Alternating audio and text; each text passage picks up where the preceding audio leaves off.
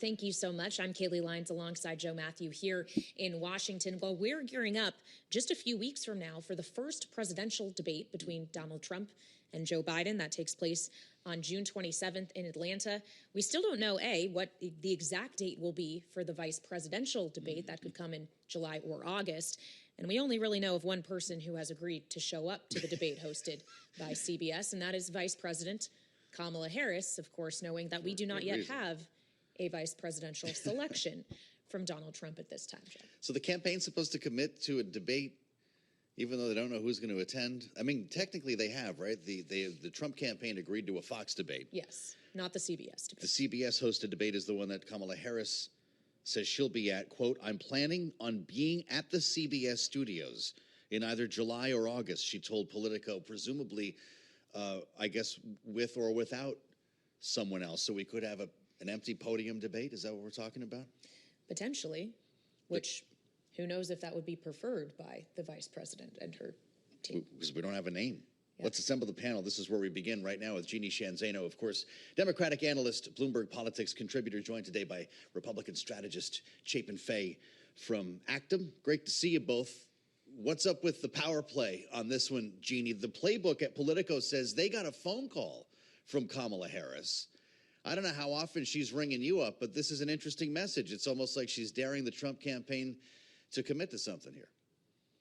That's right. She doesn't ring me up enough, Joe. It's few and far between. And it was a really interesting piece in Politico. And of course, they are going forward trying to be aggressive like they were on the presidential debate. Obviously, they don't know who her opponent will be. And then, of course, you have this specter of Donald Trump saying on Friday on Truth Social that we've got a vice presidential debate scheduled on Fox. So at this point, I'm suspecting we could have vice presidential debates with empty podiums on both CBS and Fox News. And that's how we're going to be asked to choose. I mean, it's unwieldy at this point.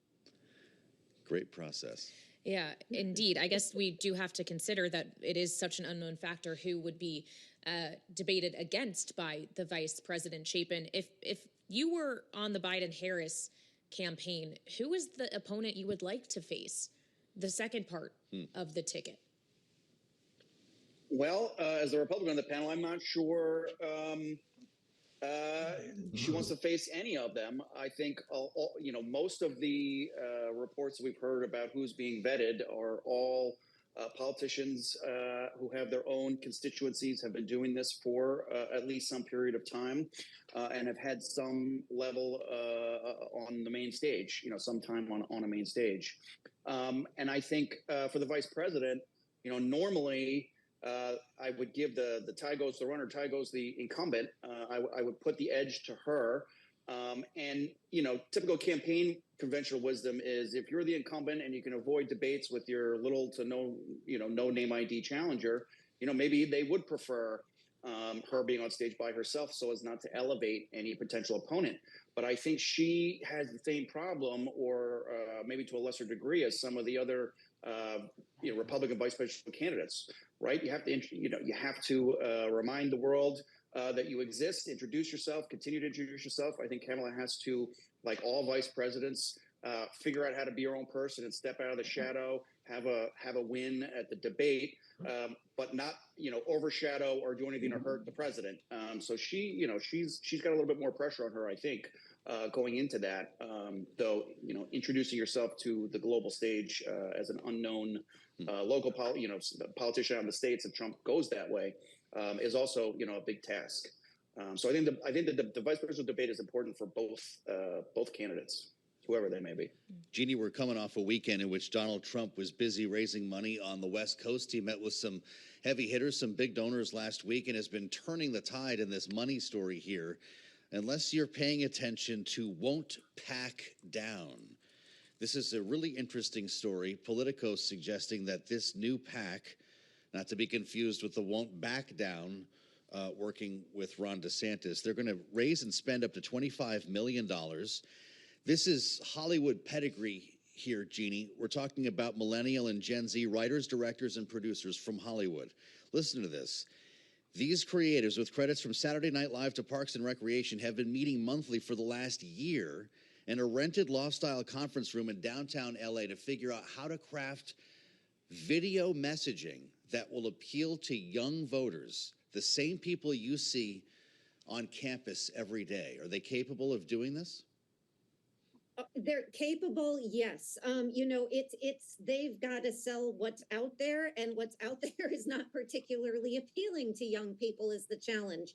But I think what we're going to see from, both sides is going to be an attempt to focus the attention on the other. So for Joe Biden, that will be Donald Trump, and raise the specter of you must fear what could happen should he get back in office, and vice versa. So I think we're going to see that. And, you think about the CBS poll yesterday, YouGov, that's what they essentially showed, is that whoever this election is about is going to be on the losing end. And so these folks, yes, they're capable of doing it. They're from Hollywood. It is going to be an uphill battle, though, because they are not selling some young comedian or young actress, if you will. There's, in this case, they've got to sell something that's not particularly popular, according to the polls on both sides of the aisle. Well, that's very true. We're talking about two presidential candidates who are not popular much at all. But one of them, Donald Trump, has been gaining more traction with groups that Biden was largely able to capture in 2020, Chapin, including young people, but other demographics as well, including Latinos and Black voters. Can that be arrested, or is that turning tide too strong at this point? I think it's too soon to tell, but I agree with you. I see, particularly high school age into college, it's not like it was 10 years ago. The conservative movement has taken hold primarily among young men as well, college-age men.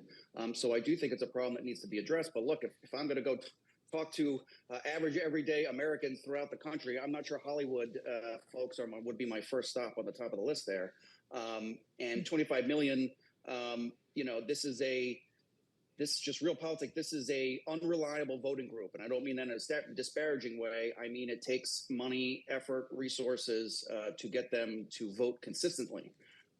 So it is a group that needs attention in the campaign and resources. So in that respect, I do think it's good for President Biden's team to be doing this and to be thinking about it. And again, it's a battle. It's a war. You have to fight for every vote you can. So this makes sense to me. I think President Trump should be doing the exact same thing and sort of, lean into what I feel is already an undercurrent, starting to make pop into the mainstream.